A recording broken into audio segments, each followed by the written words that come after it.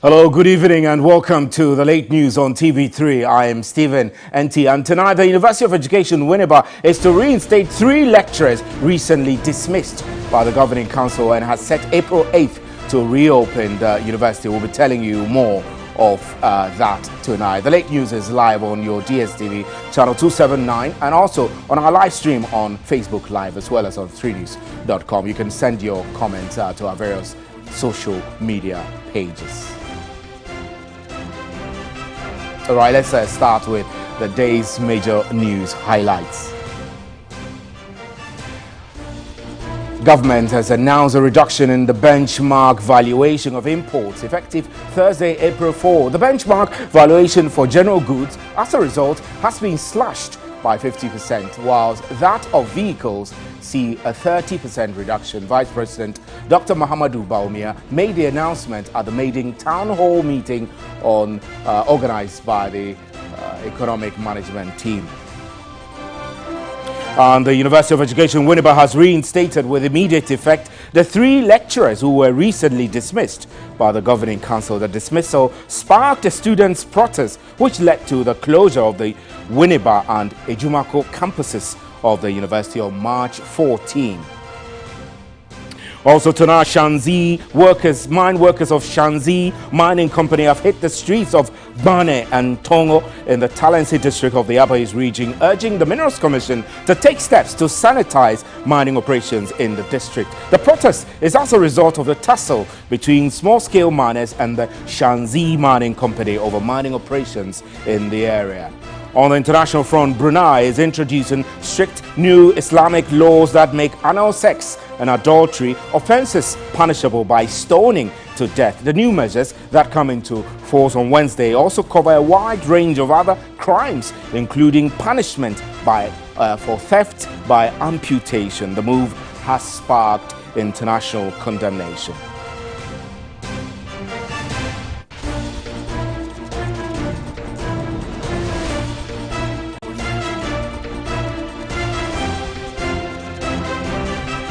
Right, so those were our major news highlights. Remember, you can hear me live on 3FM 92.7 and you can follow our live stream on Facebook and on 3news.com. Up next is the big one.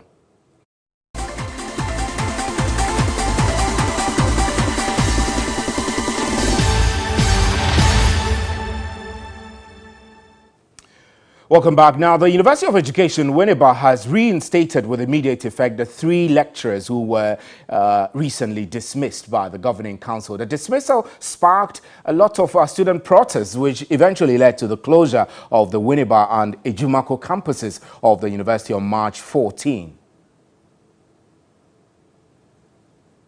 The lecturers who have been reinstated to their various ranks with immediate effect are Professor Ephraim Avia-Nso, Dr. Frimpong Kechre Duku, and Dr. Emmanuel Osei Sapong.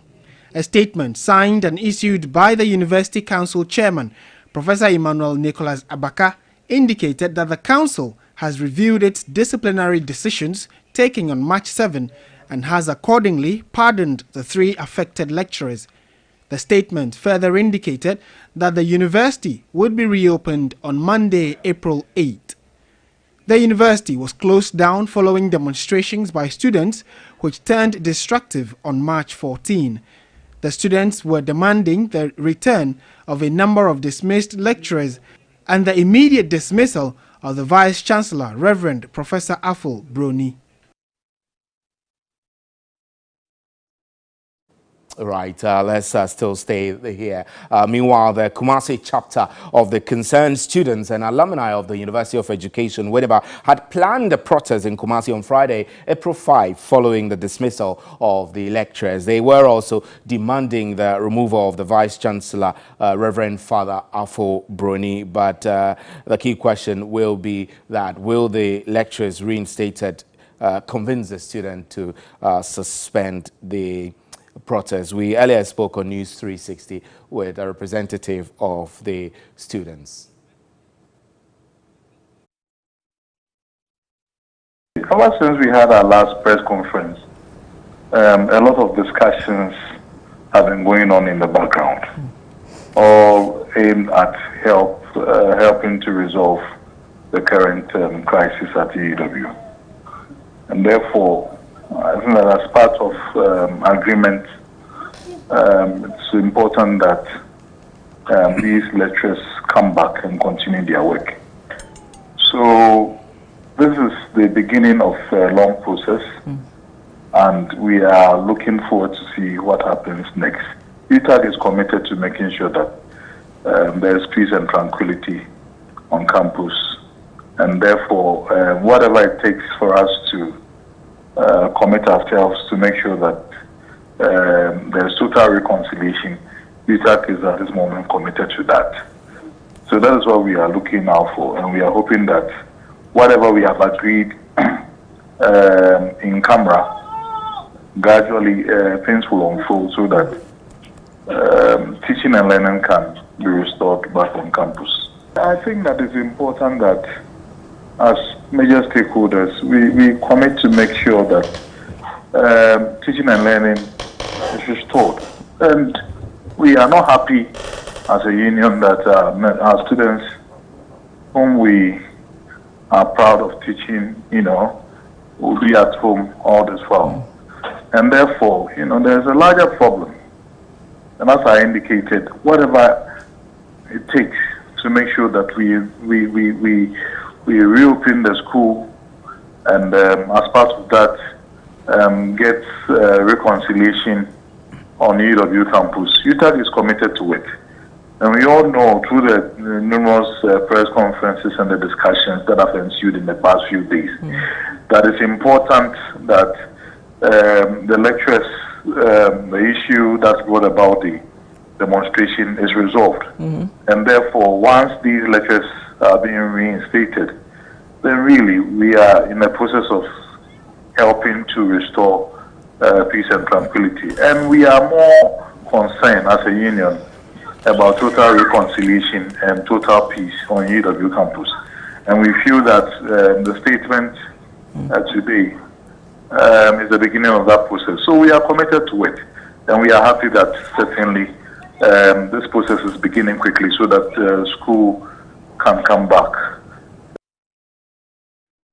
Right, so that's actually the UTAG president, Dr. Opoku-Mensah. Let's now get back onto the telephone lines. I did tell you that the Kumasi chapter of the Concerned Students and Alumni had planned a protest for April 5th. Key question is whether or not the reinstatement of the 3 dismissed staff will have any effect, and maybe perhaps they could change their mind. Victor Osei-Agyapong is leader of the Kumasi chapter of Concerned Students and Alumni of University of Education, Winneba, joins us now on phone. Victor, good evening and thank you extremely for your time. 3 of the lecturers have been reinstated. Tell me whether this is enough for you to also especially convince you to suspend your planned protest. Hello, Victor. Right, I think Victor is not hearing me, but Victor is Osei-Agyapong is the leader of the Kumasi chapter of the Concerned Students and Alumni of the university. Let's see whether we can reconnect him so that we can continue that conversation. And you can join us via social media handles. You can post your comments on our Facebook walls, and we'll share with the rest of the world in the course of the bulletin. Let's see if Victor Agyapong is back on. So, Victor, I was saying that we now know that the university is reinstating 3 of the dismissed lecturers. Does that convince you well enough to call off your protest? Well, I will not say we are happy that we have some of our lecturers being reinstated, but we are not happy at all, because our course of action is for the reinstatement of all staff of the university. But Victor, the university has said that the issues of the dismissed lecturers and the suspended lecturers is dealt on a case-by-case basis, on individual basis. So you are still protesting and calling for reinstatement en masse of all these people, whilst the university is still insisting that they'll deal with this matter on a case-by-case basis. Are you not being unreasonable? To say that we are being unreasonable, I would say it's not the judge with that fit us. Because one, initially, when these things came and we were talking about it, the council said that they stand by whatever the vice chancellor brought to them, and so that is what they believe is the right thing to be done. And now the council have turned to say that they have seen that they have erred. But this is telling us that all that we are saying is true. And so it means they have erred throughout the previous dismissals that they have made. So that is why we are all still asking them to do the right thing for us. But are you certain that these demonstrations really could yield the desired results, the results you're anticipating? Well, these are part of the things that we wish to be happening for us. Because looking at the impact, looking at the statement that the council brought that we are having the university is having a bad name or a bad press. So it means all that we are doing is the one way that are pushing them to do the right thing for us. But are you not convinced that the university has shown, the governing council has shown good faith by going ahead to announce reopening of university, which was closed down because of agitations and protests, student protests, which went violent? So shouldn't that give you some hope that at least the school authorities and the governing council are working to bring normalcy to the various campuses? Well, what they have done is that is small screen. They are just doing it to calmness or to put to let the public know that they are doing something. In reality, for example, some of the lectures that they sacked, Dr. Ofoyi Bekwin, what was his crime? The case that they brought against him, or the charges that they had against him, that was which is still pending at Winneba Magistrate Court. The case is still at the court, but they were able to sit on it, have a discipline committee board for him, an investigative committee for him, and they decided why the case was still at court. When he was sacked by the council, when they went to his house to remove his doors, his louver place, everything, even cut electricity supply and water supply to his house. One that even he had gone to the Winneba court to put an injunction on the university not to proceed on doing that. Even they went ahead to him. The same university went ahead to say that Professor Abiyanzo delivered a lecture, and then he said something that is still in court about the university that is still in court. But then the same university came in to say that Dr. Bekwin, we are going to sack him. Why this case was still at court? It's telling us that there is double standard that they are playing. They are just doing these things so that people will calm down, but they want to cover certain things up. That is why we think what they are doing is that. So Victor, tell me, at what point would you stop embarking on these demonstrations? Until all our demands. Now we are telling that the vice chancellor is supposed to leave office for peace to prevail, and that of the council chair. Because the council chair has dirtied his hands. He has dirtied for sitting down for all these things to happen. And then to overturn. They came 18th March. They had 18th March, they released a statement saying that they support what the vice chancellor did. Then he tells us, and then later you come to reinstate some of the elections. They tell us that they did not do due diligence. Right, Victor. On whatever they were doing. Right, Victor, we're grateful for time. Thank you extremely. Victor Sejapong is a leader of the Kumasi chapter of Concerned Students and Alumni of the University of Education. Whenever you heard him there, they're not backing down until they see the Vice Chancellor and the Governing Council Chair removed from office. I'm Stephen Anti. This is News at 10. We're live from the News Hub at Adesawe, Kanda and Accra. You can also hear us on 3FM 92.7, streaming live on our Facebook page. We'll be right back. Please stay.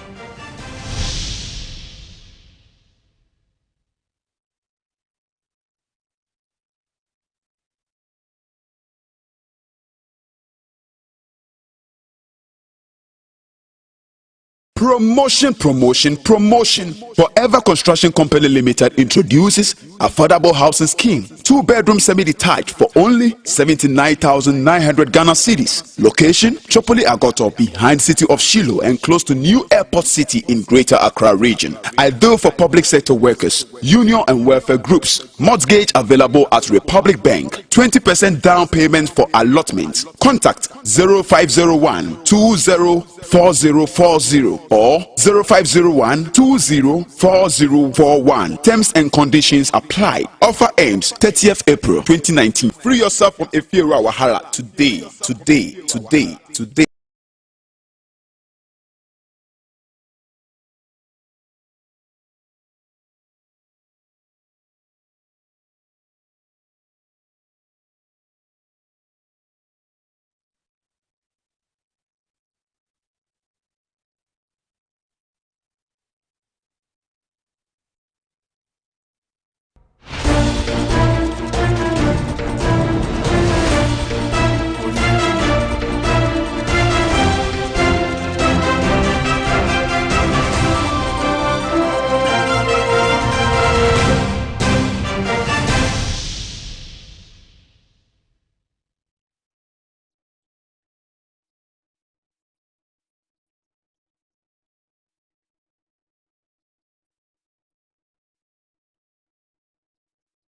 Right, now Parliament has asked the General Legal Council to reopen the period for remarking of the 2017-2018 examinations periods for sittings for students who failed. A unanimous decision from the House after the Committee on Constitutional, Legal and Parliamentary Affairs also asked the Ghana Law School to reduce the remarking fees from 3,000 cedis to 500 cedis. In view of the massive failure recorded in the 2017-2018 new professional law course examinations, the committee recommends to the General Legal Council to consider undertaking the following actions. 1. Reducing the current remarking fee from 3,000 per paper to 500 Ghana cedis. 2. Reopening the period for remarking to enable the students who could not apply for the remarking to do so. These were among recommendations from Parliament's Constitutional, Legal and Parliamentary Affairs Committee after the Student Representative Council of the Law petitioned it. We should define at the beginning how many law students or how many lawyers we want per year. We should program that over a period so that defines the entry at the entry level, how many law students will be admitted. But currently, it's become a money game. If you set up a school and people are willing to pay, then you go and get your accreditation because many people are willing to pay. As many as some schools run as many as 3 streams.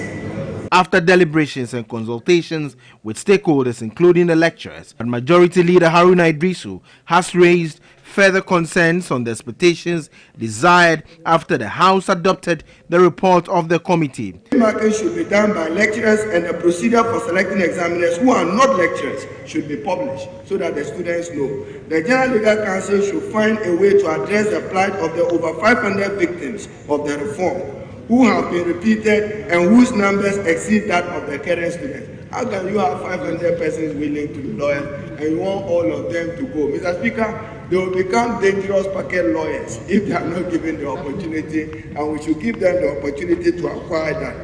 But the law students, however, say this is the first step of many. Largely, most of our concerns has been addressed. I know that some of the critical concerns that we have goes into the acts and they also go into the LI, and so maybe the House will not be able to address that right here at the sitting. But we hope that the General Legal Council, even the Judicial Council, the Attorney General, Cabinet, the President, all the students' body, the lecturers, the teachers, the independent examination, all these relevant bodies can come together to bring a lasting solution. So I've been joined in the studio by Emmanuel Kwabinamwa, who is the president of SRC, president of the Ghana Law School. Emmanuel, thanks very much for coming. I know I spoke with you earlier on radio, and what you've just said there is that most of the concerns have been addressed. Is that what you're saying? And are you content with that?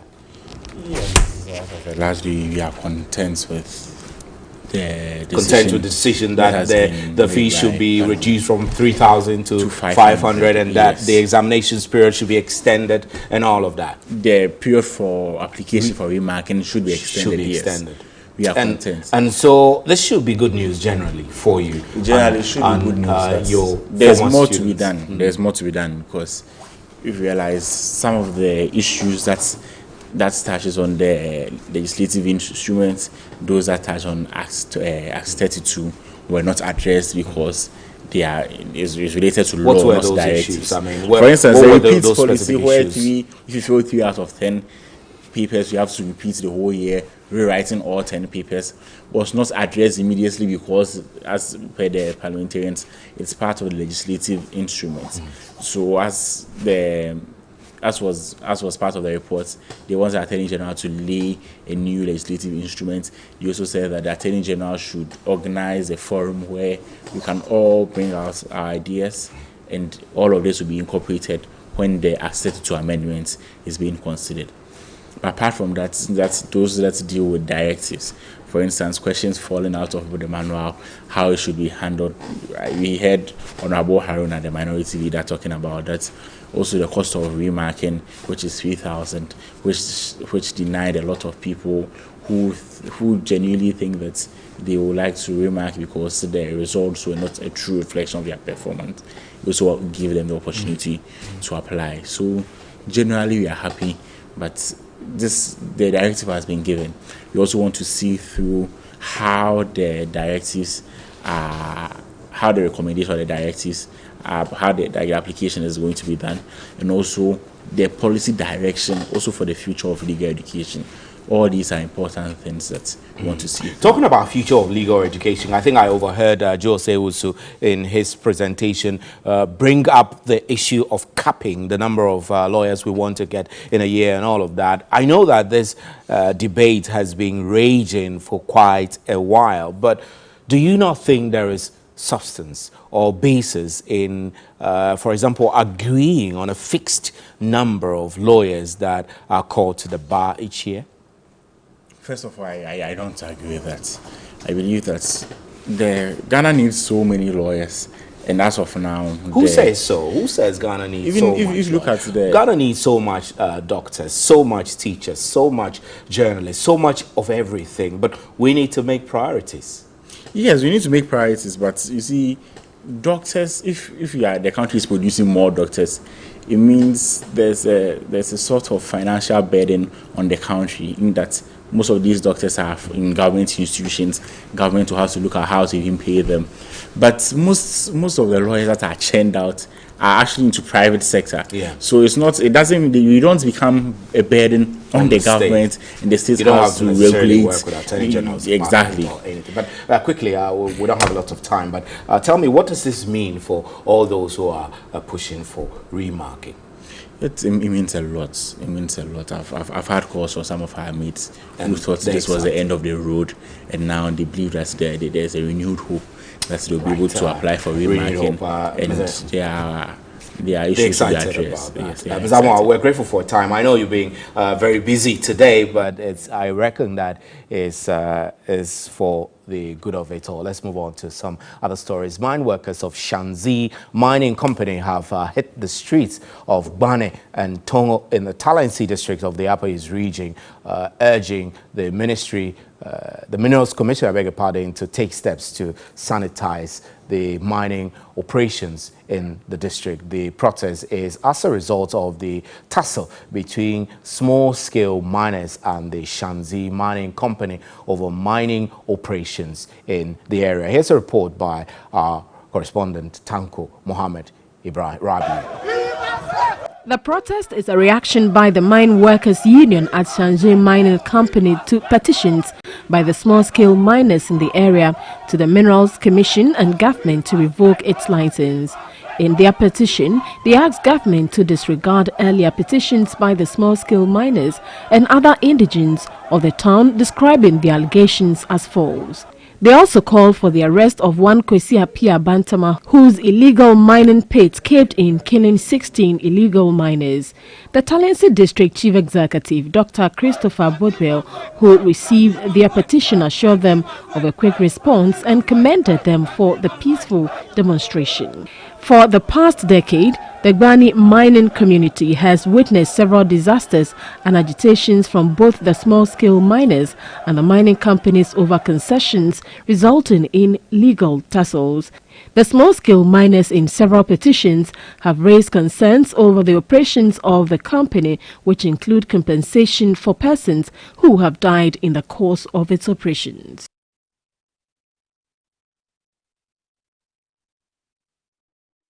Right, let's do one more story and we're out of here. Vice President Dr. Mahamudu Bawumia has denied claims that the Bank of Ghana intervened by pumping an amount of $800 million to salvage the falling city. Addressing a cross-section of Ghanaians at the town hall meeting in Accra today, Dr. Bawumia said the bright economic fundamentals witnessed under the current administration helped in bringing the city back to normalcy. Contrary to some speculation, the Bank of Ghana did not spend any reserves to revive the city following the initial depreciation. Some people have misunderstood the requirement by the IMF for the Bank of Ghana to build up its reserves by some $800 million to mean that the bank used $800 million to reverse the city depreciation. That will not be wise. The reason for the sudden reversal in the sharp depreciation that we observed was that the market corrected itself. Investor sentiments, expectations, and uncertainties acknowledged that the fundamentals are much stronger than suspected.